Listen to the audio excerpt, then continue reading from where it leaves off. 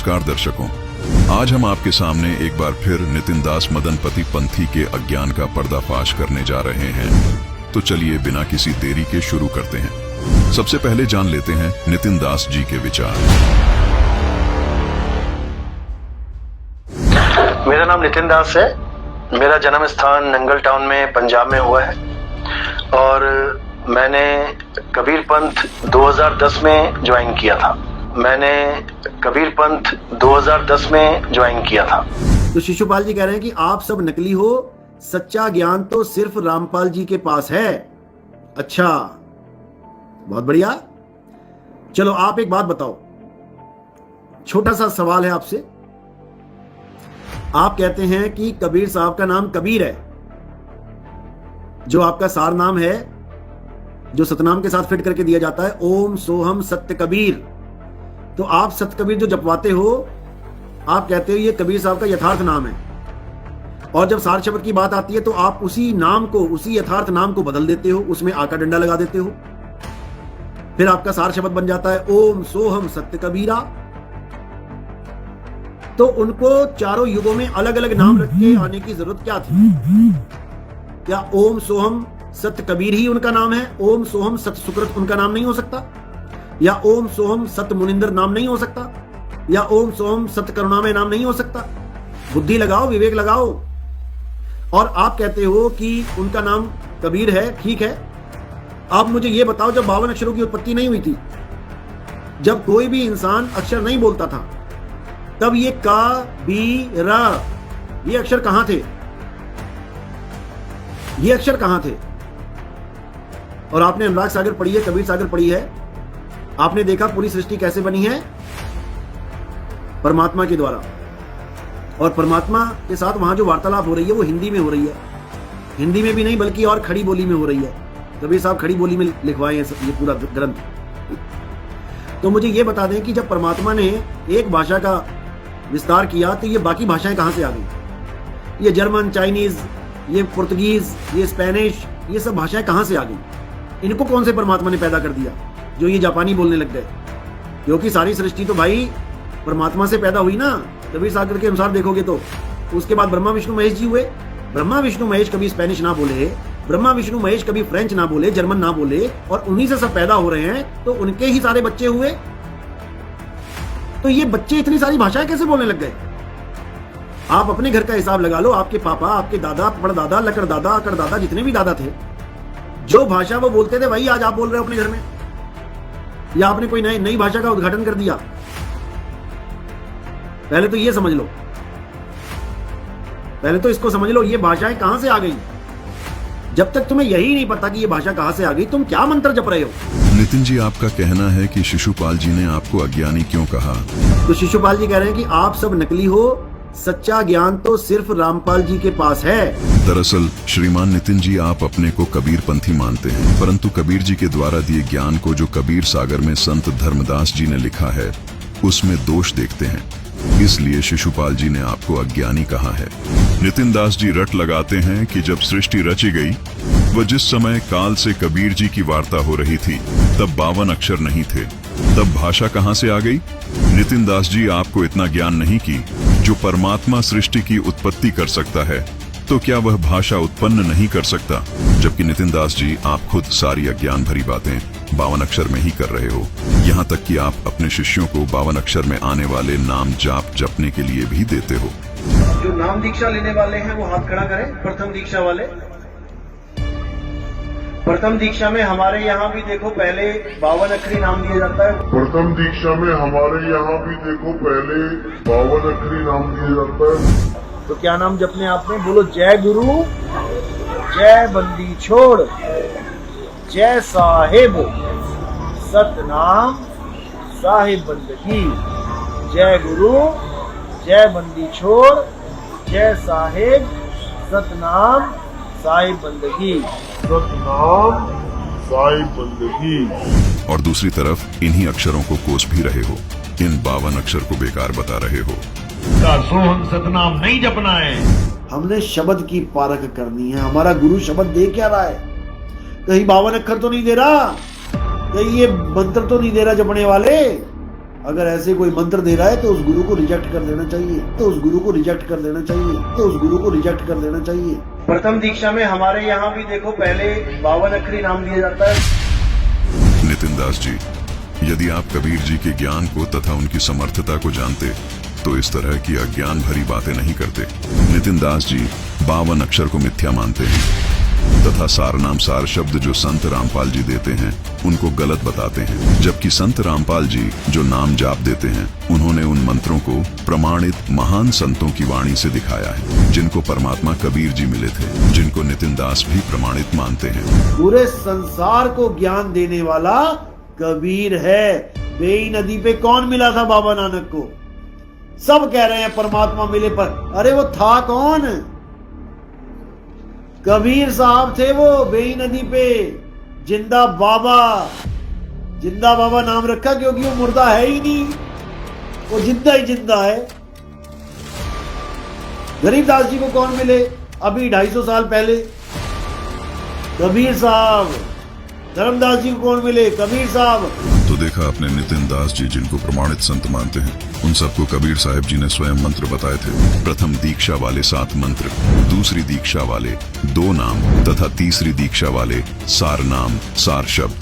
संत रामपाल जी महाराज अपने शिष्यों को जो मंत्र देते हैं, इन मंत्रों को कबीर परमात्मा ने स्वयं मोक्ष मंत्र बताया है, जबकि नितिन दास जी इन मंत्रों को गलत साबित करने की कुचेष्टा कर रहे हैं। रही बात भाषा की भिन्नता की, तो नितिन दास जी अब आपको इस तर्क के जरिए ये समझाना चाहेंगे कि पहले मुर्गी उत्पन्न हुई थी या अंडा। अब आप सोच रहे होंगे कि ये कैसा सवाल है। बिल्कुल ऐसा ही है नितिन जी का अज्ञान। नितिन जी भी यही कहते हैं कि भाषा थी ही नहीं, काल से वार्ता करते समय 52 अक्षर थे ही नहीं, तो वार्ता कैसे हुई? नितिन दास जी विचार कीजिए, यदि परमात्मा मुर्गी उत्पन्न कर सकता है तो क्या मुर्गी और अंडा दोनों उत्पन्न नहीं कर सकता? ठीक इसी प्रकार श्रीमान नितिन जी, यदि परमात्मा सृष्टि को उत्पन्न कर सकते हैं तो क्या भाषा उत्पन्न नहीं कर सकते? श्रीमान नितिन जी कहते हैं कि मैं कबीर पंथी हूँ, देखिए प्रमाण। मेरा नाम नितिन दास है। मेरा जन्म स्थान नंगल टाउन में पंजाब में हुआ है और मैंने कबीर पंथ 2010 में ज्वाइन किया था। आइए आपको परम ज्ञानी यानी नितिन जी के अज्ञान का कुछ अंश और दिखाते हैं। तो उनको चारों युगों में अलग अलग नाम रख के आने की जरूरत क्या थी? क्या ओम सोहम सत कबीर ही उनका नाम है? ओम सोहम सत सुकृत उनका नाम नहीं हो सकता? या ओम सोहम सत मुनिंदर नाम नहीं हो सकता? या ओम सोहम सत करुणामय नाम नहीं हो सकता? बुद्धि लगाओ, विवेक लगाओ। नितिन जी, आपने जो कुतर्क किया कि सार नाम सत सुकृत क्यों नहीं है, सार नाम मुनिद्र क्यों नहीं है, सार नाम करुणामय क्यों नहीं हो सकता? नितिन दास जी, कबीर परमात्मा की एक वाणी है। सतयुग में सत सुकृत कह टेरा, त्रेता नाम मुनीन्द्र मेरा, द्वापर में करुणामय कहाया, कलयुग नाम कबीर धराया। इस वाणी में परमात्मा ने स्पष्ट किया है कि मैं कलयुग में कबीर नाम से ही प्रकट होता हूँ, जो कि मेरा वास्तविक नाम है। इसलिए मुल्लकाजियों की लाख कोशिशों के बाद भी कि इस बच्चे का नाम कबीर न रखा जाए, लेकिन परमात्मा ने अपना नाम कबीर ही रखवाया, क्योंकि कबीर नाम ही परमात्मा का वास्तविक नाम है। इसलिए सार नाम मुनीन्द्र, करुणामय और सत सुकृत नहीं हो सकता। नितिन दास जी, सार नाम सत सुकृत या मुनीन्द्र या करुणामय इसलिए नहीं हो सकता क्योंकि कबीर नाम परमात्मा का आदि से है। देखिए कबीर साहिब जी की ये वाणी, कबीर जो जन होगा जौहरी, लेगा शब्द परख, यही नाम मेरा आदि से सुन मत जाना सरक। जो श्रद्धालु परमात्मा को चाहने वाला होगा, निष्पक्ष होगा, वो शब्द को पहचान लेगा, परख लेगा।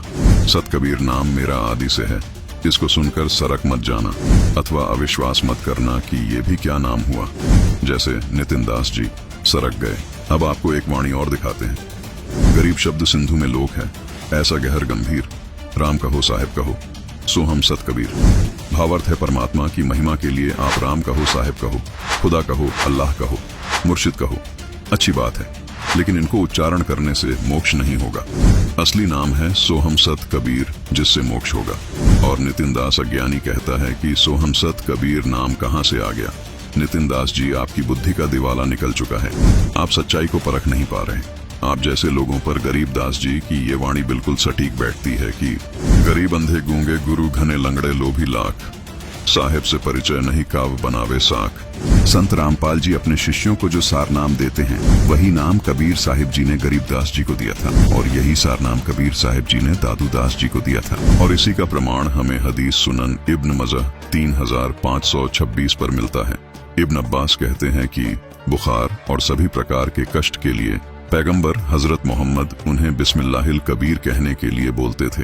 हदीस जामी अत-तिरमिजी में भी इसी का प्रमाण मिलता है। अब्बू सईद अल खुदरी कहते हैं कि जब अल्लाह के पैगंबर हजरत मोहम्मद रात के समय नमाज के लिए खड़े होते थे तो वह तकबीर अल्लाहू अकबर कबीरा कहते थे। पुस्तक फजाइल अमाल अध्याय फजाइल जिक्र में ये प्रमाण मिलता है कि जब फरिश्तों को कबीर अल्लाह की तरफ से कोई हुक्म होता है तो वे खौफ के मारे घबरा जाते हैं। यहाँ तक कि जब उनके दिलों से घबराहट दूर हो जाती है तो एक दूसरे से पूछते हैं कि कबीर परवरदिगार का क्या हुक्म है।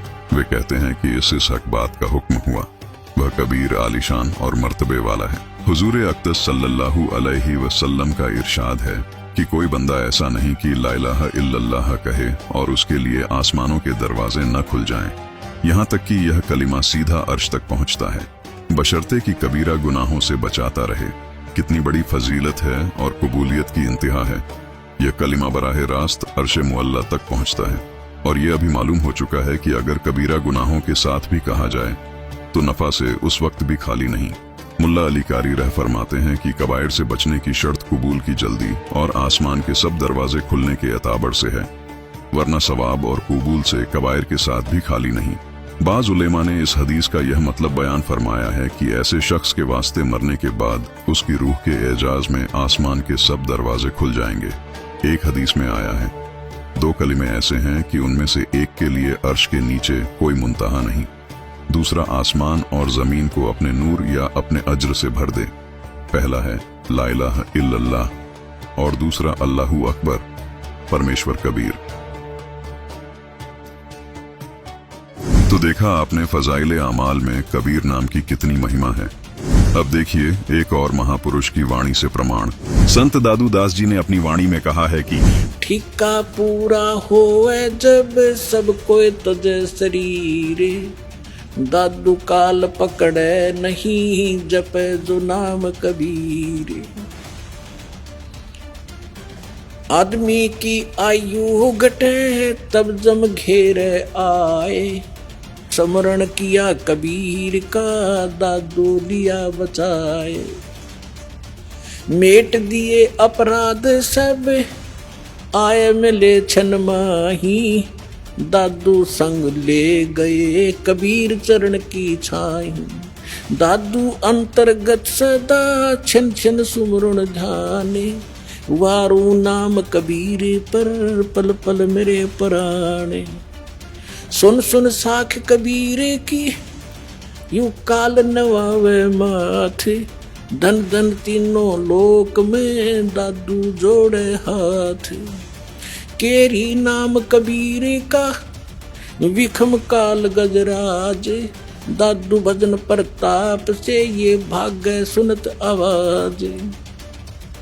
पल एक नाम कबीर का दादू मन चितलाए, अस्थि के असवार को ये स्वान काल ना खाए। सुमरत नाम कबीर का कटे काल की पीरे, दादू दिन दिन ऊंचा होए फिर परमानंद सुख सीरे। दादू नाम कबीर की जय कोई लेवे ओटे, तिनको कबूला गए नहीं ये काल बजर की चोटे। और संत सब कूपे हैं केते झरीता नीरे, दादू अगम अपार है ये दरिया सत कबीर। अब ही तेरी सब मिटे ये जन्म मरण की पीरे, श्वास उश्वास सोमर ले दादू नाम कबीर। दादू नाम कबीर का सुन के कांपे काले, नाम भरोसे जो चले होए नवा का वाले। जिनमो को निज नाम दिया सोए सतगुर हमारे, दादू दूसरा कोई नहीं ये कबीर सिरजनहारे। परमेश्वर कबीर जी ने काल से वार्ता में यह भी कहा था कि कलयुग में अधिक जीवों का उद्धार करूंगा। फिर यह भी कहा है कि अवधू अविगत से चलाया, मेरा भेद मर्म ना पाया। न मेरा जन्म न गर्भ बसेरा, बालक बन दिखलाया। काशी शहर जल कमल पर डेरा, तहां जुल्हे ने पाया। नितिन जी तो इस पर भी शंका कर सकते हैं कि माता के बिन किसी का जन्म ही नहीं हो सकता। इनके मन में तो यही है, परंतु ये अपने को कबीरपंथी कहते हैं, इसलिए चुप हैं। इसी शब्द में कहा है कि 5 तत्व का धड़ नहीं मेरा, जानू ज्ञान अपारा, सत्य स्वरूपी नाम साहिब का, सोई नाम हमारा। अर्थात कबीर जी ने कहा है कि मेरा शरीर एक तत्व का है, मैं विदेही हूँ, यानी विलक्षण शरीर युक्त हूँ, मैं सर्व ज्ञान संपन्न हूँ। जो सत्पुरुष का मोक्षदायक सच्चा नाम है, वही नाम सत्य कबीर मेरा नाम है, वही नाम मैंने जबरदस्ती काजियों से रखवाया है। आइए आपको परम ज्ञानी यानी नितिन जी के अज्ञान का कुछ अंश और दिखाते हैं। आप मुझे यह बताओ, जब 52 अक्षरों की उत्पत्ति नहीं हुई थी, जब कोई भी इंसान अक्षर नहीं बोलता था, तब ये का बी रा ये अक्षर कहां थे? ये अक्षर कहां थे? और आपने अनुराग सागर पढ़ी है, कबीर सागर पढ़ी है, आपने देखा पूरी सृष्टि कैसे बनी है? परमात्मा के द्वारा। और परमात्मा के साथ वहां जो वार्तालाप हो रही है वो हिंदी में हो रही है। हिंदी में भी नहीं बल्कि और खड़ी बोली में हो रही है। कबीर साहब खड़ी बोली में लिखवाए हैं ये पूरा ग्रंथ। तो मुझे ये बता दें कि जब परमात्मा ने एक भाषा का विस्तार किया तो ये बाकी भाषाएं कहां से आ गई? ये जर्मन, चाइनीज, ये पुर्तगीज, ये स्पेनिश, ये सब भाषाएं कहां से आ गई? अगर आप विदेश में पैदा होते हैं, अमेरिका में, अब आप क्या कहते हैं, भाई हमारे ग्रंथ में दिखाओ क्या लिखा है। अभी तो आप हिंदुस्तान में पैदा हो गए तो गीता ले आए, भागवत ले आए। अंग्रेज होते आप तो मानते हैं हमारी गीता और वेद को? क्या मानते? परमात्मा के विषय में संत गरीबदास जी ने कहा है कि गरीब, खुरासान, काबुल किला, बगदाद, बनारस एक, बलख और विलायत तक धरे कबीरा भेक। अर्थात खुदा कबीर जी ने बताया है कि सारी पृथ्वी के ऊपर जितने भी देश प्रदेश हैं, जहां जहां अच्छी आत्माएं जन्मी हैं, उनको यथार्थ अध्यात्म ज्ञान बताने तथा सच्ची साधना बताने के लिए मैं ही विभिन्न वेश धारण करके जाता हूँ। काबुल अफगानिस्तान में, खुरासान जो पूर्वी ईरान में है, बगदाद इराक देश की राजधानी, बनारस भारत में तथा विलायत इंग्लैंड देश आदि आदि में मैं ही जाता हूँ। मेरे लिए सब देश, सब मानव एक समान है। हजरत मोहम्मद जी को भी जिंदा वेश धारण करके मक्का शहर में खुदा कबीर मिले थे। अब्राहिम सुल्तान अधम को बलख बुखारा शहर इराक देश में अरबी भाषा में वही ज्ञान बताया। एक रूमी नाम के मौलवी को भी अरबी भाषा में ज्ञान दिया। आइए इसे इस वीडियो के जरिए समझते हैं। रूमी शहर कोन्या टर्की देश की मस्जिद के सबसे बड़े मौलवी थे और मुसलमान धर्म का प्रचार प्रसार किया करते थे और उनके बहुत से शागिर्द थे। 15 नवंबर 1244 की रोज एक 60 साल का सफेद दाढ़ी वाला शख्स सर से एड़ी तक काला लिबास पहने हुए कोन्या के मशहूर चीनी बाजार में व्यापारियों की सराय में पहुंचा। इस शख्स का नाम समस्तरबेज था। समस्तरबेज से पूछने पर समस्तरबेज ने लोगों को बताया कि मैं एक राह चलता व्यापारी हूं। समस्तरबेज वहां जैसे कुछ खोज रहे थे और आखिरकार उन्हें रूमी घोड़े की सवारी करते हुए दिखाई दिया।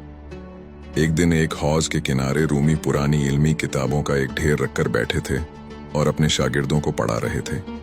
समस्तरबेज वहां से गुजरे और उन किताबों के ढेर की तरफ इशारा करते हुए रूमी से पूछने लगे, ये क्या है? रूमी ने व्यंग्यपूर्वक उत्तर दिया, बाबा ये वो है जो तू नहीं जानता।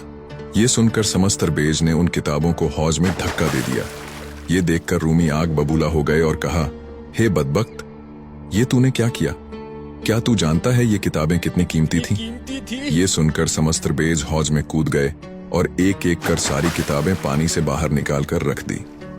मजे की बात यह थी कि एक भी किताब गीली नहीं हुई थी, उल्टा उनमें से धूल निकल रही थी।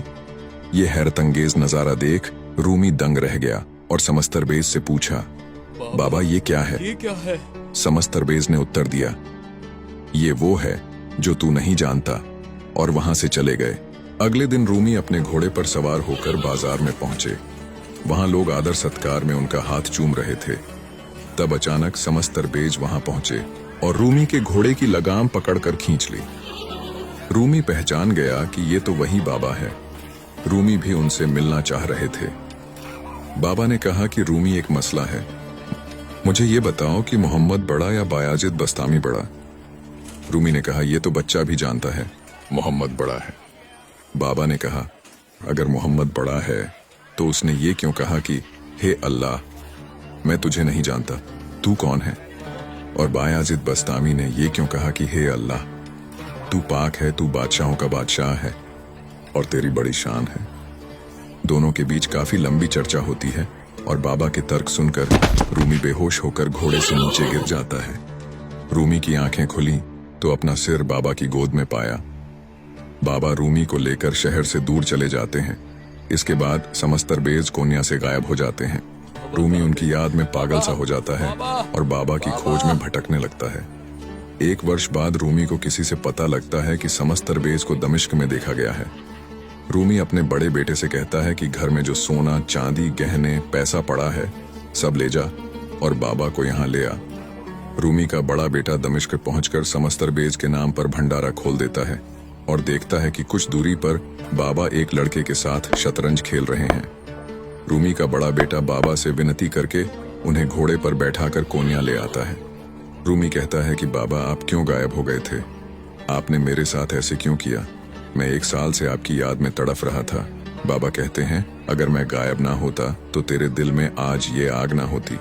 बाबा रूमी को इल्म देते हैं, जिसे पाने के बाद रूमी अपनी पारंपरिक पूजा पाठ छोड़ देता है। ये देख रूमी के शागिर्द समस्तरबेज से ईर्ष्या करने लगते हैं। एक रोज रूमी अपने मुर्शीद समस्तरबेज के साथ अपनी कुटिया में बैठे थे। तब रूमी का छोटा बेटा व कुछ शागिर्द समस्तरबेज के कत्ल के इरादे से वहां पहुंच जाते हैं और समस्तरबेज को आवाज लगाते हैं। समस्तरबेज रूमी से कहते हैं कि बस अब मेरा जाने का वक्त आ गया है। शागिर्द जैसे ही उनको मारने के लिए तलवार उठाते हैं, समस्तरबेज गायब हो जाते हैं। ये तो गायब हो गया।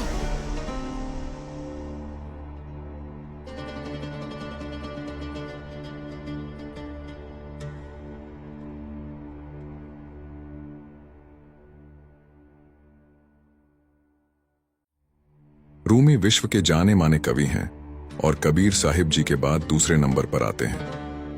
पश्चिमी देशों में रूमी काफी मशहूर हैं। रूमी की कविताएं अमेरिका में सबसे ज्यादा बिकती हैं। रूमी की रचनाएं मनसनवी और दीवाने कबीर को मौलाना संग्रहालय कोन्या तुर्की में रखा गया है। रूमी की मजार कोन्या तुर्की में स्थित है। उसी के साथ रूमी के मुर्शीद समस्तरबेज की भी कृत्रिम कब्र बनी हुई है। हर साल पूरे विश्व से लाखों लोग रूमी की मजार का सजदा करने जाते हैं और हैरत की बात यह है कि मुसलमानों से ज्यादा गैर मुसलमान जाते हैं। वास्तव में अल खिज्र उर्फ अल कबीर ही समस्तरबेज की भूमिका निभा रहे थे। कबीर साहिब जी अपने सिद्धांत अनुसार पाक आत्माओं को मिलते हैं, जिनमें गरीब दास, मुलुक दास, दादू दास, धर्मदास शामिल है। रूमी को भी समस्तरबेज के रूप में कबीर साहिब ही मिले थे और उनकी आन उपासना छुड़वाकर उन्हें सच्चे अल्लाह की इबादत पर लगाया था, जिसका जिक्र हमें रूमी की लिखी किताब दीवाने कबीर में देखने को मिलता है।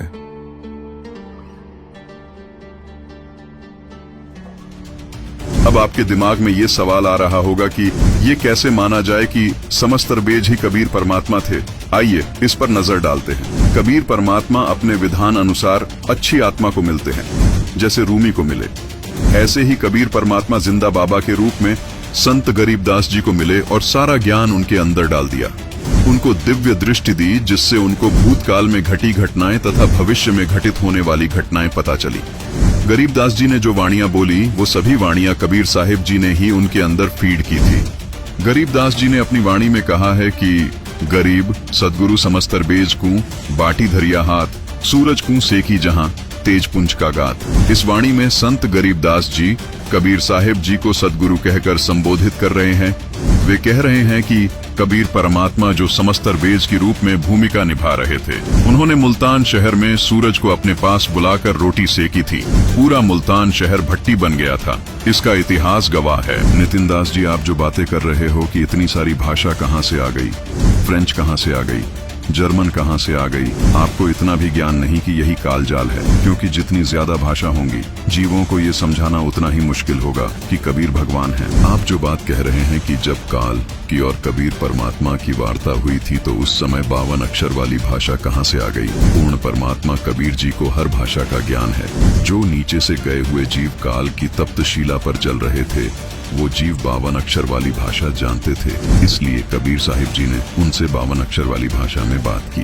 उन उनको उन्हीं की भाषा में समझाया। वही भाषा जब काल से वार्ता हुई तब प्रयोग की तथा धर्मदास जी से भी वही भाषा लिपिबद्ध करवाई ताकि सभी जीव इस तत्व ज्ञान को समझ सके, क्योंकि 52 अक्षर वाली संस्कृत भाषा जीव समझ नहीं सके। नितिन दास जी, शायद आपको पता न हो, वर्तमान में वैज्ञानिकों ने ऐसे उपकरण बना लिए हैं कि मनुष्य चाहे किसी भी भाषा में बोले, उस भाषा को मनुष्य अपनी भाषा में सुन व समझ सकते हैं। नितिन जी, थोड़ा विचार कीजिए, क्या परमात्मा कबीर जी इंसानों से भी गया गुजरा है जो विभिन्न भाषा नहीं जानता होगा? आप भले ही अपने आप को कबीरपंथी कहते हैं, लेकिन आपका ज्ञान ये सिद्ध करता है कि आपको कबीर परमात्मा के ज्ञान का कक्खा भी नहीं पता, न उनकी महिमा से आप परिचित हैं। नितिन दास जी, अगर आप सच में कबीरपंथी हैं तो आपको ये विश्वास होना चाहिए कि कबीर परमात्मा के लिए कुछ भी कार्य असंभव नहीं है। आपने अपनी अज्ञानतावश ये कहा कि कबीर साहिब ने जो ज्ञान धर्मदास जी को दिया वो खड़ी बोली में दिया। क्या काल और कबीर परमात्मा की वार्ता खड़ी बोली में हुई थी? ये कैसे संभव है? शायद आप इसी आधार पर सृष्टि रचना आदि को भी सिर्फ एक कहानी मानते हैं। यहाँ आपको थोड़ा विचार करना चाहिए।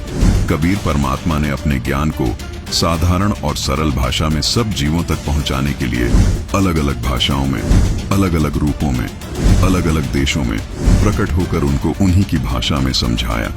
और रही बात तप्तशीला पर कबीर साहिब जी ने किस भाषा में बात की जो सबको समझ आ गई, तो नितिन दास जी, ये आपकी अज्ञानता का ही प्रमाण है। इस दौर में आप इतनी हास्यास्पद बात कर रहे हैं। आज के समय में तो इस बात को समझना बहुत ही आसान है। अगर एक स्थान पर कितनी ही भाषाओं के लोग बैठे हों, आप किसी भी भाषा में बोलेंगे तो भी अलग अलग भाषाओं के बैठे हुए लोगों के पास वो बिल्कुल साधारण और सरल उन्हीं की भाषा में ट्रांसलेट होकर पहुंच जाएगी। और ये उपकरण तो मानव निर्मित है। जिसने पूरी सृष्टि की रचना की है उसको किसी उपकरण की भी जरूरत ही नहीं है। वो जो भी बोलेंगे उसे हमें हमारी भाषा में समझा सकते हैं। जैसे हजरत मोहम्मद जी को अरबी भाषा में समझाया, हजरत मूसा जी को हिब्रू भाषा में समझाया, नानक जी को पंजाबी भाषा में समझाया, फारसी भाषा में सिकंदर को समझाया, गरीबदास जी को हरियाणा की खड़ी भाषा में समझाया, और आज वही कबीर परमात्मा संत रामपाल जी महाराज के रूप में लीला कर रहे हैं। कबीर परमात्मा ने अपने ज्ञान को हिंदी, इंग्लिश, अरबी, उर्दू सभी भाषाओं में समझाया है। और नितिन दास जी, शायद कुछ भाषाएं ऐसी भी होंगी जिनका आपने नाम भी नहीं सुना होगा। वो भाषाएं भी परमात्मा जानते हैं। महाभारत के युद्ध के दौरान टटीरी के अंडों की रक्षा की, टटीरी की पुकार जिस भी भाषा में थी उसको भी कबीर परमात्मा ने समझ लिया और उसकी रक्षा की। परमात्मा की महिमा इस भाषा के आदान प्रदान से बहुत ऊपर है, लेकिन आप अपने अहंकार और अज्ञानवश कबीर परमात्मा की महिमा को ही नकार रहे हो, वो भी केवल अपने अज्ञान को ऊपर रखने के लिए।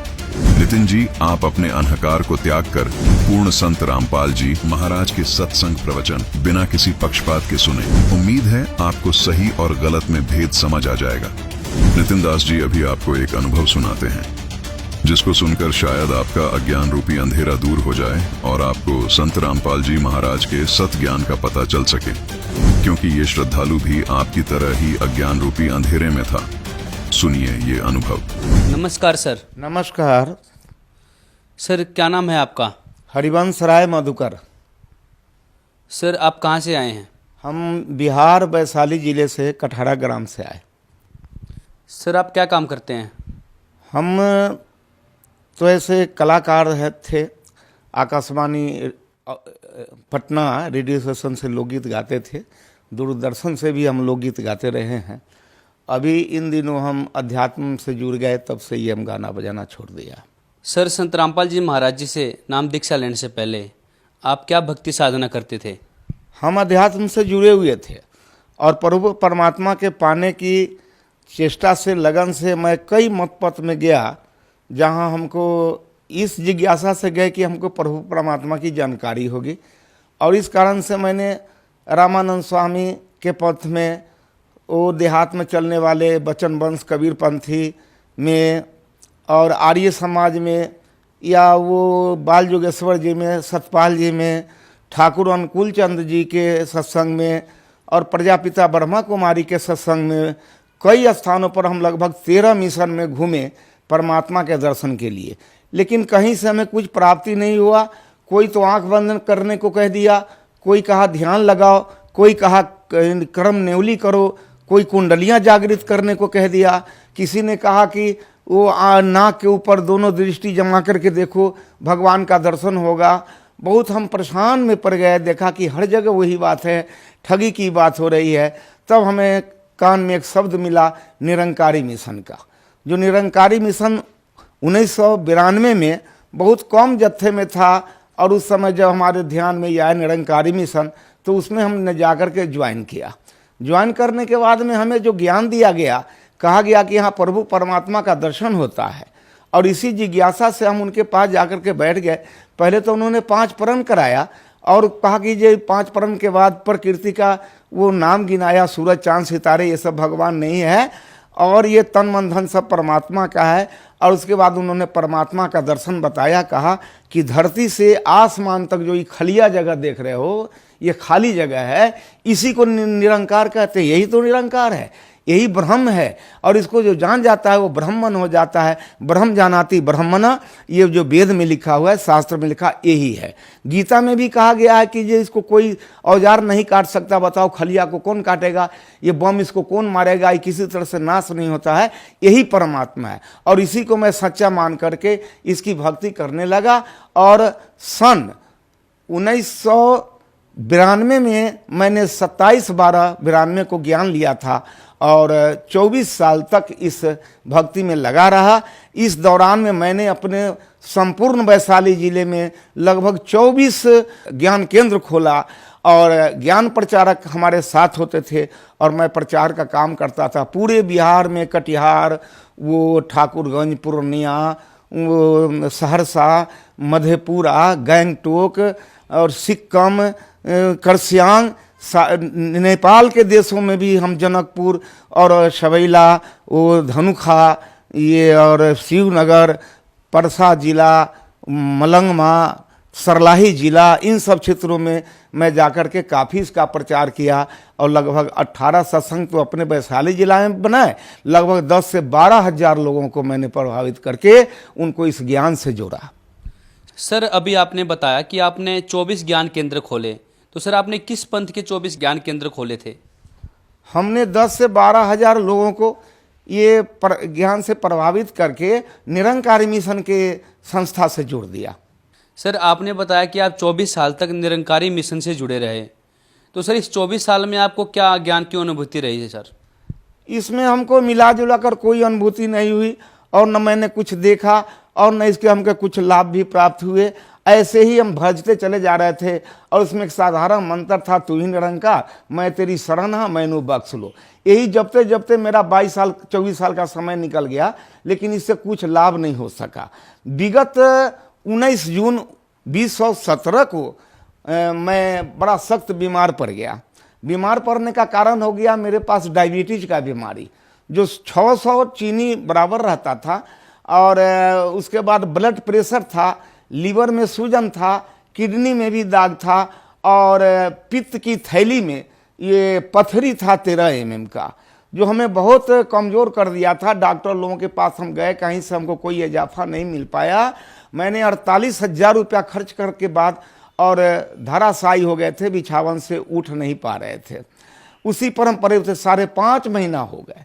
और जिस मिशन को हमने इतना लोगों को जोड़कर लगभग 24 साल में 50 लाख रुपया मंडल को भेज दिया, प्रणामी का पैसा, लेकिन उनको खबर हुई, लेकिन कोई आदमी हमको देखने तक नहीं आया, खोजने तक नहीं आया कि कहाँ ये मधुकर जी पड़ा है। जबकि उस मिशन में हम एक मुखी के पद पर थे, और गुरगद्दी पर बैठ कर के 3-3 घंटा प्रवचन करते थे, और लोगों को प्रभावित करते थे, और ज्ञान दिलवा करके उसको उनसे जोड़ते थे। किसी ने नहीं देखा। इस क्रम में मैं दूर दूर जगहों पर जाकर के और सत्संग प्रवचन किया करता था। गुरगद्दी पर हमको बैठाया जाता था, वहाँ से हम अध्यात्म प्रवचन करते थे, गीता से, रामायण से, कुरान से, पुराण से, वेदों से, शास्त्रों से कह करके लोगों को प्रभावित करते थे। कभी कभी इतने जिज्ञासुओं का भीड़ हो जाता था कि नमस्कार करने में लाइन बन जाती थी और बड़ी भीड़ हो जाती थी। तब हमारे दोनों पैर पर, अलग अलग दोनों पैर को करके दायां बायां, एक पर बहनें और एक पर भाइयों का लाइन लगता था, और सभी लोग सर पटक करके हमारे चरणों पर नमस्कार करते थे। और उसी में लोग ये जिज्ञासा करते थे कि बाबूजी जरा माथे पर हाथ रख दो, और मैं माथे पर हाथ रख देता था, जरा धौना में पीठी में दर्द हो रहा है, इस पर जरा हाथ कर दो, ये बच्चे को जो आशीर्वाद दे दो, ये बड़ा बीमार रहता है। ये सब काम हमें करना पड़ता था और उसको करते थे। सर, आपने बताया कि आप निरंकारी मिशन की गद्दी पर बैठते थे, निरंकारी पंथ से जुड़े थे, आप प्रवचन करते थे स्वयं, और फिर आप संत रामपाल जी महाराज जी की शरण में आ गए। सर, आपको क्या ऐसा लगा? निरंकारी मिशन में तो बहुत सारे लोग ने हमारे दुख को मेरे कहने पर जाना, लेकिन उसमें मेरा कोई इलाज नहीं हो सका। और वहाँ तो बड़ी बड़ी औषधालय भी खुली हुई है, क्या क्या है, लेकिन हमको कोई सहारा कहीं से कुछ नहीं मिला। और डॉक्टरों से परेशान होकर के हम बिल्कुल निराश हो गए थे और धाराशायी होकर के बेड पर पड़े हुए थे। 5.5 महीना हम लगातार बेड पर ही पड़े रहे, जहाँ पैसे के अभाव में दवा भी नहीं खा पाते थे और हमें खाना भी नहीं खाने का इच्छा होता था। केवल पानी पी के, दूध पी के, एक आध रोटी किसी तरह से खा करके हम पानी पी लेते थे। इसी बीच में हम सोचे कि अब हम नहीं बचेंगे। एक साथी मेरा पंजाब रहता है, वो जब लौट के घर गया तो हमसे भेंट करने गया। जाने के बाद कहा कि आपने कैसी हालत बना ली, बताइए, भगवान का भक्ति करते हैं, ये हालत आपका बन गया है, तो ये कैसे हो गया? हमने कि ऐसे ही हो गया, अब हम क्या करें। तो उन्होंने एक किताब हमको दिया पढ़ने के लिए, और वो किताब का नाम था ज्ञान गंगा। ज्ञान गंगा किताब हम पढ़ने के काबिल भी नहीं थे, इतने कमज़ोर हो गए थे। मैंने कहा कि हम किताब तो नहीं पढ़ सकते, जरा तुम ही पढ़ के सुनाओ तो अच्छा रहेगा। तो वो 3 रोज आकर के हमको किताब का कहीं कहीं का कोई चैप्टर पढ़ के सुनाया। हमको बहुत अच्छा लगा। अब किसी की किडनी खराब है और उनका डॉक्टर इनकार कर रहा है, कहता है 4 लाख रुपए लगेंगे, और वो बताना है कि नहीं मेरा किडनी ठीक हो गया सतगुरु रामपाल जी की कृपा से। किसी का लीवर खराब है, किसी के स्तन में घाव है, ममाद निकल रहा है, परेशान है, किसी के पेट में दर्द है, लगता है कोई भीतर दांत काट रहा है। ऐसे ऐसे बहुत सारे रिपोर्ट आए। तो मुझे पहले तो धीरे धीरे इस पर विश्वास होने लगा। हमने सोचा कि अब मैं क्या करूं, हम भी अब वहाँ कुछ फ़ोन करके पता करना चाहते हैं। तो उन्होंने कहा कि पता है इसका? तो हाँ, फ़ोन नंबर है।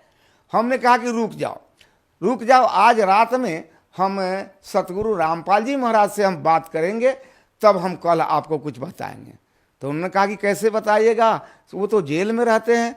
हमने कि हम भी तो गुरु की सेवा कर रहे हैं 24 साल से, और ये सतगुरु हैं तो जरूर हम पर कृपा करेंगे, मुझे विश्वास है।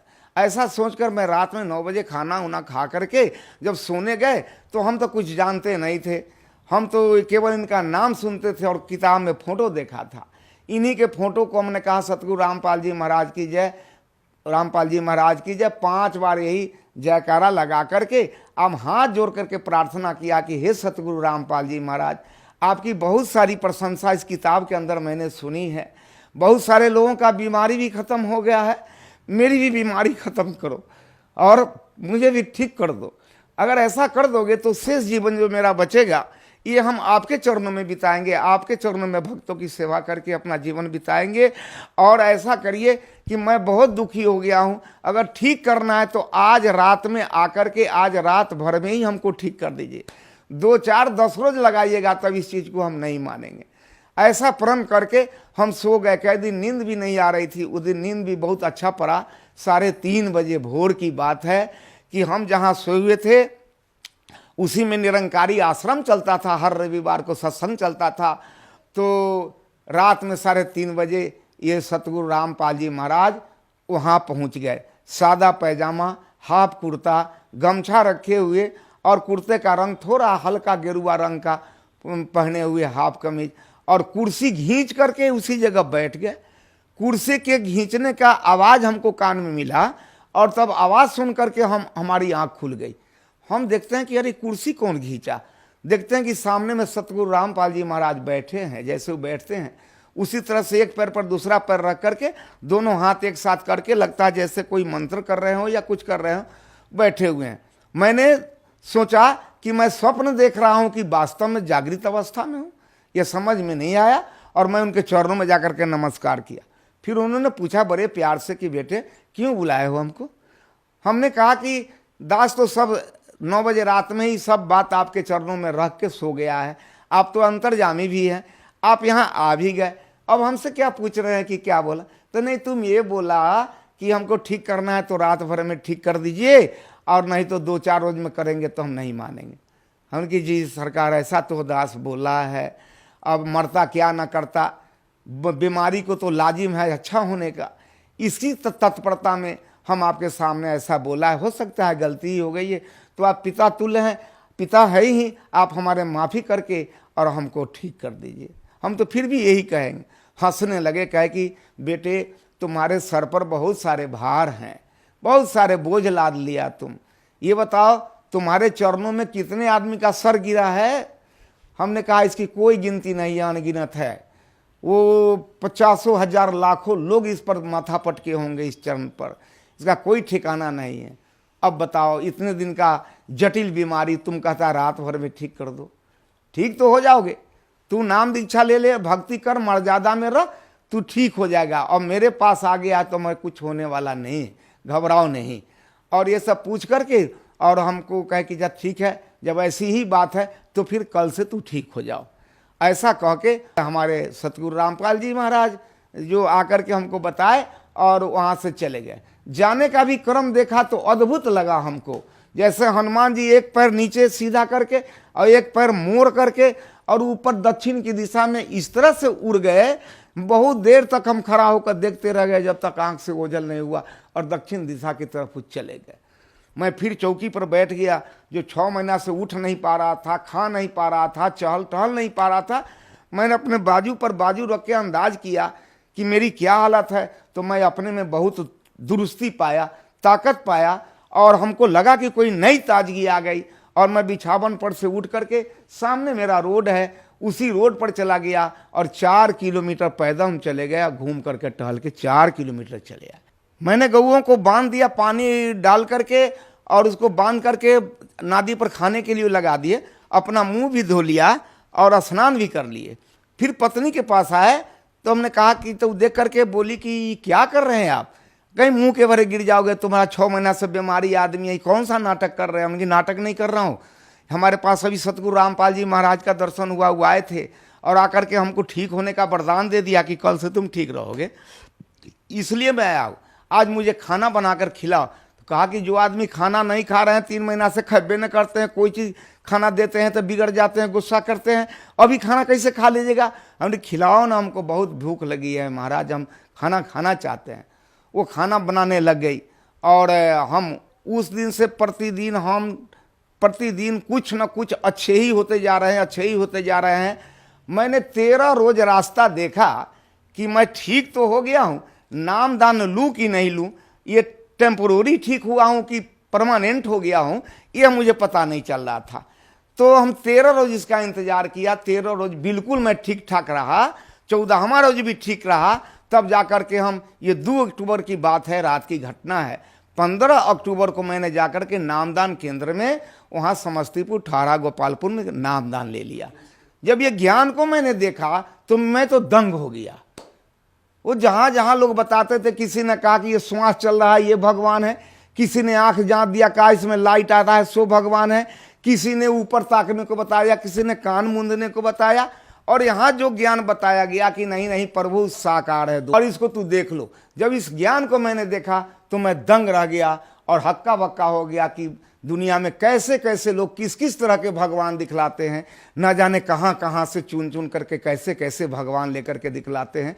कोई नकली भगवान दिखलाते हैं, कुछ करते, सब को देखते देखते हमको यहाँ समझ में आया कि असली भगवान ये है।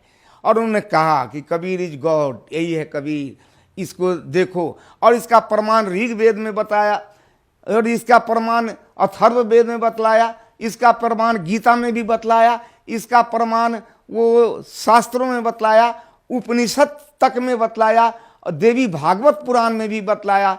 सबको समझा बुझा करके, सत्संग करा करके तब मुझे ज्ञान दिया। और ज्ञान लेने के बाद मैं बड़ा प्रसन्न हुआ। मेरे कलेजे में, ये पित्त के थैली में जो पत्थर था, वो पत्थर का दर्द कभी कभी हमको होता था।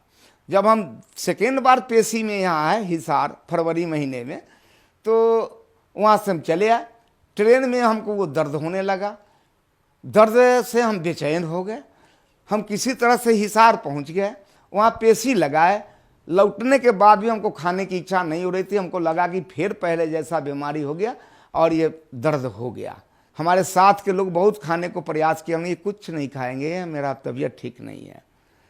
जब दिल्ली से बिहार जाने के क्रम में 5-6 स्टेशन जब आगे गाड़ी बढ़ गई कानपुर के लगभग, तो रात में एकाएक वो रामपाल जी महाराज सतगुरु फिर ट्रेन में आए और मैंने देखा कि वो आए। आने के बाद में लगता था कि वो किसी को खास व्यक्ति को खोज रहे हैं। आते आते मेरे बेड के पास चले आए, सीट पर मैंने खिड़की की तरफ सिर करके सोया हुआ था, चित्त पड़ा हुआ था। वो सीधे दोनों हाथ को इस तरह से बनाए हुए आए और मेरे कलेजे में दोनों हाथ को घुसेड़ दिया। जब हाथ इसमें घुसेड़ दिए तब हम देखते हैं कि नहीं, एक खुला मड़ई में हम पड़े हुए हैं, मेरा लाश पड़ा हुआ है और उसमें से हम निकल कर 2 हाथ की दूरी पर अलग बैठे हुए हैं और मेरे लाश में ये दोनों हाथ समा दिया। वैसा वैसा वहाँ 5-6 लाश और पड़ी हुई थी, जिसको देखकर यह प्रतीत होता था कि मेरे बाद इन सब लाशों का भी ऑपरेशन होगा। दोनों हाथ निकाल करके वो ये क्या कहते हैं, शकरकंद के कच्ची काटा हुआ जैसा, बहुत थाक जैसा, एक थाक निकाल करके इधर रख दिया, इधर से निकाल कर थाक इधर रख दिया और दोनों को खूब मलमल करके और उसमें से लार जैसा लस्सेदार उसमें से झाग निकाले, बोतल में पानी रखे हो तो बोतल से पानी रख के मलमल के और सबको साफ किया। जेब से रुमाल उजला निकाल करके सबको एक एक करके पोंछ को फिर थकिया करके पोंछ कर और मेरे कलेजे में बाएं साइड में फिर थकिया दिया, इधर वाला भी पोंछ कर दाहिना साइड में थकिया दिया और उंगली से ऐसा ऐसा ऐसा ऐसा करके मानो जैसे सिलाई कर दिया और सिलाई करके हाथ से इस तरह से पोंछ दिए तो वो घाव भी लगा, ख़त्म हो गया। सुबह में हम उठे, लोग पूछे कि मधुकर जी आप रात खाना नहीं खाए, आप कुछ खाओगे? हमने यहाँ खाएंगे। इच्छा है? हमने की बहुत इच्छा है। क्या खाओगे? हम जो खिला दो, भात खिला दो, दाल खिला दो, वो रोटी सब्जी खिला दो, चिड़ा दही की जो खिलाओगे हम खाएंगे। लोग कहने लगे कि आप कोई चीज़ खाना नहीं चाहते थे, अभी सब कुछ खाना चाह रहे हैं, ये कैसे हो गया? तो हमने कहा कि नहीं, अब जो बीमारी मेरा था ये सतगुरु रामपाल जी की कृपा से ये अब ख़त्म हो गया, हमको अब लगता है ख़त्म हो गया। तो मेरे चलते ये लोग रोहतक में गाड़ी पर से उतर गए।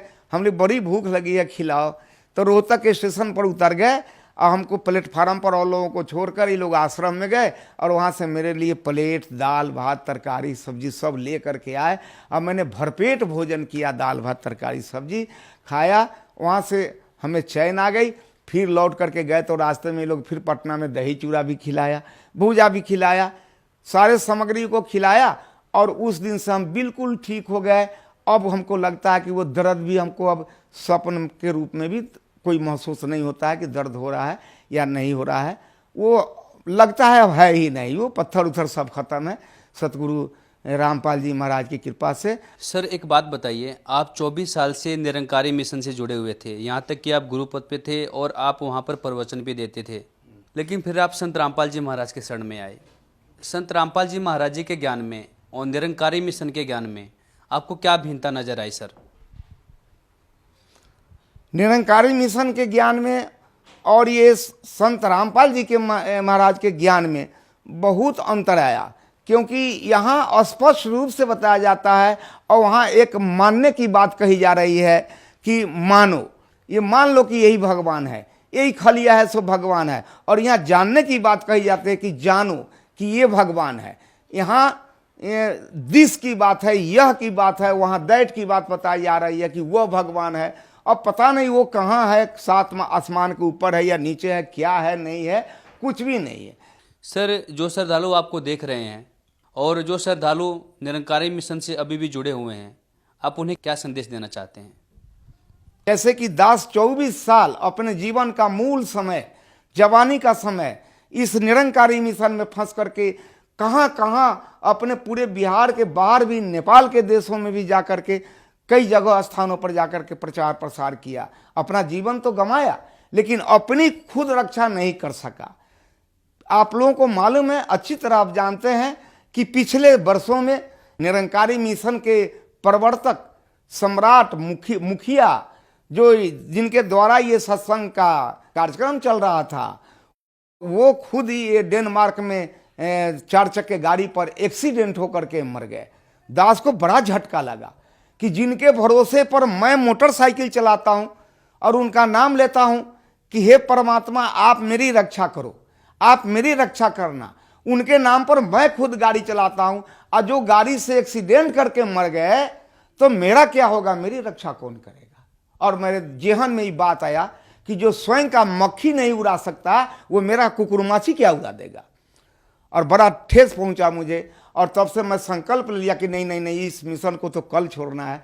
अभी भी हमारे जितने इसके अंदर में बैठे हुए लोग, चाहे संसारिक हों या जगत हों या भगत हों या हमारे निरंकारी मिशन के लोग हों, मैं उनसे ही प्रार्थना करूंगा कि मेरे जैसे सोचा बेचारी करके, बिना जाने बिना पहचाने झूठी बड़ाई करके अपना 24 साल का जो मैंने जीवन नाहक में बर्बाद कर दिया और बीमारी का शिकार बन गया, इसलिए हम फिर पुनः आपके सर्वन शक्ति में ये आवाज को पहुंचा रहे हैं कि आप नकली से बच करके असली में आकर के सतगुरु रामपाल जी के शरणों में आकर के अपना हर तरह से अपना कल्याण करें। सर, आपको पूरा विश्वास है कि आपके गुरु संत रामपाल जी महाराज जेल से बाहर आएंगे? क्या निर्दोष है? पूरा विश्वास है। जब हमारे इतने बड़े बीमारी से हमको निकाल सकते हैं, हमारे पित्त के थैली में से पत्थर निकाल सकते हैं हाथ पेश करके बिना छुरी का। डॉक्टर कह रहे थे कि चक्कू लगेगा तुम मर जाओगे, तुम तो चीनी का बीमारी है। तो जब हमको निकाल सकते हैं, हमको उठाकर खड़ा करा सकते हैं, हम कैसे समझे कि जेल में है? अगर जेल में होते तो मेरे पास मेरे बिस्तर के नजदीक जाकर कैसे बैठ जाते, मेरी हाल कैसे पूछ लेते और कैसे कहते कि जाओ तू कल से ठीक हो जा। अगर वो जेल में होते तो कैसे निकल करके चले आते। आज मैं मोटरसाइकिल चलाता हूं और सत्संग में जाता हूं, हर काम मैं कर रहा हूं उनके कृपा से। तो क्या वो बाहर आएंगे? ये बड़ी बात है। इस हमारे साथ जो घटना घटी इससे बहुत छोटी बात है। वो यहाँ आकर के ही रहेंगे और उसमें ज़्यादा दिन नहीं है, बहुत शीघ्र ही आएंगे। सर, संत रामपाल जी महाराज जी से यदि कोई श्रद्धालु नाम दीक्षा लेना चाहे तो कैसे ले सकते हैं? ले सकते हैं। अभी उनके बहुत सारे चैनल चल रहे हैं, जिस चैनल पर इनका प्रोग्राम बराबर होते रहता है, शाम में होता है, दोपहर में होता है, तो आप उस पर ध्यान देंगे तो चैनल चलते हुए वो नीचे में उनका फ़ोन नंबर आता है, जहाँ जहाँ उनका आश्रम, सतलोक आश्रम, और उसका फ़ोन नंबर उस पर नीचे लिखा रहता है। उसी फ़ोन नंबर को आप नोट कर लीजिए और उसी फ़ोन नंबर से आप पूछ लीजिए, आपको बता दिया जाएगा कहाँ एरिया है, किस जगह रहते हैं, आपके नज़दीक में कौन सा नामदान केंद्र नज़दीक पड़ेगा। वहाँ जा कर के आप आसानी से ज्ञान ले सकते हैं, नामदान ले सकते हैं और अपने जीवन को बदल सकते हैं, अपने जीवन को सुहेला कर सकते हैं। आप जिस वासी देश का हैं, अपने देश को आराम से आप जा सकते हैं। आपको पहुंचाने वाला आपको सारथी मिल गया है, आपको पहुंचाने वाला वो सतगुरु रामपाल जी मिल गया है, जो इस आत्मा को अमरलोक पहुंचाता है। बहुत बहुत धन्यवाद सर। धन्यवाद। अब आपको नितिन दास जी की एक वीडियो दिखाते हैं जिसमें वो ये बता रहे हैं कि पाप नाश नहीं हो सकते, आपको अपना प्रारब्ध भोगना ही भोगना है। देखिए।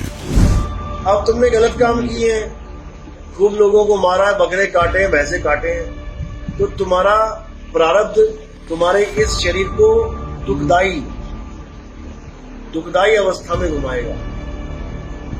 यानी उसमें लिख दिया कि तेरा पैर कटेगा, तेरा हाथ कटेगा, अंधा हो जाएगा, बीमारियां लग जाएंगी। अब ये तुम्हारा प्रारब्ध है, ये होना ही होना है। तो देखा आपने नितिन दास जी का ये मत कि पाप नाश नष्ट नहीं हो सकते, प्रारब्ध आपको भोगना ही भोगना है, ये गलत सिद्ध होता है। हरिवंश राय जी का अनुभव सुनने के बाद तो ये स्पष्ट हो जाता है कि अगर आप पूर्ण संत की शरण में हो तो आपके भारी से भारी पाप कर्म नष्ट हो जाते हैं। हरिवंश राय जी को पाप कर्मों से दुख हुआ, लेकिन जब उन्होंने पूर्ण संत रामपाल जी महाराज पर पूर्ण विश्वास किया, उनसे नाम दीक्षा ली तथा भक्ति की, तो उससे उनके पाप कर्म कटे और सुख हुआ। क्योंकि पाप कर्मों से दुख होता है और जब पाप कर्म नष्ट हो जाते हैं तो सुख हो जाता है। जैसे कांटा लगे पैर में पीड़ा होती है और जब कांटा निकल जाता है तो दर्द नहीं रहता। अभी आपको नितिन दास जी के दोहरे विचार सुनाते हैं। पहले ये वीडियो सुनिए जिसमें नितिन दास जी मानते हैं कि 3 लोक में रह रहे सभी जीव जेल में हैं, चाहे वो सरकारी जेल में हो या अपने मकान में, सभी जेल में हैं। सुनिए पहले ये वीडियो। और ये मकान भी, ये जेल ऐसी है जिसमें सरकार जेल नहीं बना रही है कमरे। सरकार ने तुम्हें क्या रखा है, अपनी अपनी जेल बनाओ। अब जितना तुम्हारे पास पैसा है तुम उतना पैसा जेल में लगा रहे हो, अपनी जेल बना रहे हो। जेल ही है ये, मकान दुकान। एक सरकारी जेल होती है जहां पहले से कोठरियां बनी होती हैं, और एक ये 3 लोक जेल है। जब इस दुनिया में पहली बार इंसान आया, एक भी मकान, एक भी झोपड़ी नहीं बनी थी। बनी थी क्या? अभी आपको ये दूसरी वीडियो सुनाते हैं जिसमें संत रामपाल जी महाराज के अनुयायी से नितिन दास जी कह रहे हैं कि संत रामपाल जी महाराज इतने सक्षम हैं तो जेल से बाहर क्यों नहीं आ जाते। पहले सुनिए ये वीडियो। देखो सुनो, रामपाल जी जब जेल में गए ना तो उन्होंने बोला कि भाई 2014 में गए थे कि भाई 2015 में आने वाले हैं। ये कह रहे हो तो जीवों को विचार कह रहे हैं। नहीं, वो उनकी स्टेटमेंट आई है, मैं जल्दी आऊंगा बेटा, और क्या जल्दी आऊंगा। उसके बाद कहते 2 साल बाद आएंगे, फिर कहते 3 साल बाद आएंगे, करते करते आज 5 साल हो गए। जिस दिन वो बाहर आ जाएंगे आप आ जाएंगे। तो देखा आपने नितिन दास के दोहरे विचार। 3 लोग को जेल मानने वाले नितिन दास जी यहाँ अहंकारवश भूल गए कि वो खुद भी जेल में हैं। हे जालिम नितिन दास जी, आपने कहा है कि यदि रामपाल जी इतने सक्षम हैं तो जेल में क्यों हैं, बाहर क्यों नहीं आ जाते। आपको आपके इस अज्ञान का जवाब हरिवंश राय जी के इंटरव्यू से मिल गया होगा। जब हमारे इतने बड़े बीमारी से वो हमको निकाल सकते हैं, हमारे पित्त के थैली में से पत्थर निकाल सकते हैं हाथ प्रेस करके बिना छुरी का। डॉक्टर कह रहे थे कि चाकू लगेगा तुम मर जाओगे, तुम तो चीनी का बीमारी है। तो जब हमको निकाल सकते हैं, हमको उठाकर खड़ा करा सकते हैं, हम कैसे समझे कि जेल में है। अगर जेल में होते तो मेरे पास मेरे बिस्तर के नजदीक जाकर कैसे बैठ जाते, मेरी हाल कैसे पूछ लेते और कैसे कहते कि जाओ तू कल से ठीक हो जा। अगर वो जेल में होते तो कैसे निकल करके चले आते। आप खुद अंदाजा लगाइए कि संत रामपाल जी जेल में हैं या जेल से बाहर हैं। संत रामपाल जी महाराज वो मंत्र देते हैं जिनसे दोनों जेलों से बाहर निकला जा सकता है। उनको तो आप रिजेक्ट कर रहे हैं। नितिन दास जी, आप कहते हैं सोहम नहीं जपना, सत कबीर नहीं जपना। ध्यान रखना नितिन दास जी, संत रामपाल जी महाराज तो सरकारी जेल से भी और काल की जेल से भी बाहर निकल जाएंगे। जैसे गरीबदास जी निकले, धर्मदास जी निकले, नानक जी निकले। नितिन दास जी न तो आपका मंत्र ठीक और न ही ज्ञान ठीक। लेकिन अब सवाल ये है कि तेरा क्या होगा कालिया। एक दिन आपका भी यही हाल होगा जो हरिवंश राय जी का संत रामपाल जी महाराज से नाम दीक्षा लेने से पहले था। वो भी बिना अधिकारी हुए गुरु पद पर बैठे थे। इसी तरह आप भी अधिकारी नहीं हो और गुरु पद पर बैठे हो, गलत साधना करते व कराते हो, अपनी पूजा भी कराते हो और अपने चरणों पर सिर भी रखवाते हो। जैसे हरिवंश राय संत रामपाल जी महाराज से नाम दीक्षा लेने से पहले करवाते थे। आप परमात्मा स्वरूप संत रामपाल जी महाराज के भक्ति मार्ग में जो स्वयं कबीर परमात्मा ने बताया है उसमें दोष देखते हो। भोले श्रद्धालुओं का अनमोल जीवन नष्ट कर रहे हो। आपके लिए तो काल को एक अलग नरक बनाना पड़ेगा। यदि आपको अपना कल्याण करवाना है तो समय रहते संभल जाओ। हरिवंश राय की तरह संत रामपाल जी की शरण में आकर नाम दीक्षा प्राप्त करके अपना कल्याण करवाओ। यदि आप इतना सब सुनकर व देखकर भी संत रामपाल जी की शरण में नहीं आए तो आप अपना कल्याण नहीं चाहते। आप केवल मान बढ़ाई के भूखे हो। आपने जीवों का अनमोल जीवन नष्ट करने का ठेका ले रखा है। आप तो परमात्मा को मानते ही नहीं, आप केवल आत्मा में उलझे बैठे हो जो पूरा अज्ञान है। और रही बात कि संत रामपाल जी महाराज जेल में हैं, तो कबीर परमेश्वर सारी सृष्टि के रचनहार होने के बाद भी जुलाहे की लीला कर रहे थे, झोपड़ी में रह रहे थे। कोई नहीं मान रहा था कि ये भगवान हो सकते हैं। लेकिन क्या हमारे मानने या न मानने से कबीर जी की महिमा में फर्क पड़ गया? हमारी बुद्धि कमजोर थी जो नहीं मान पाए। समर्थ कबीर ने दिखावा करने की कोई जरूरत नहीं समझी। 120 वर्ष तक झोपड़ी में रहे, जुलाहे का काम करते रहे, निर्धन होने की लीला करते रहे, शूद्र जाति में रहे, जबकि उस समय छुआछात बहुत थी। इस कारण लोगों की बुद्धि काम नहीं कर रही थी कि ये भगवान हो सकता है। ये जरूर मानते थे कि सिद्ध जरूर है और लोगों को सुख भी बहुत हो रहे थे, इसलिए कबीर जी से जुड़े हुए थे। कबीर साहब जी ने एक छोटी सी परीक्षा ली और सब छोड़कर भाग गए। गुरु विमुख हो गए, गुरुद्रोही नहीं हुए थे। कबीर साहेब जी ने 120 वर्ष तक लीला की और अंत में मगहर से सह शरीर सतलोक चले थे और ऊपर से आकाशवाणी कि देखो उठाकर चद्दर, क्या है इसके अंदर। शरीर की जगह सुगंधित फूल मिले और ऊपर देखा तो परमात्मा सह शरीर ऊपर जा रहे थे। कबीर जी उस दिन भी भगवान थे, आज भी भगवान हैं, आगे भी भगवान रहेंगे। उस समय कबीर परमात्मा के बारे में लोग कहा करते थे कि कबीर साहब तो अनपढ़ थे, शूद्र थे, न वेद शास्त्रों का ज्ञान है और जुलाहा है, नीच जाति का है।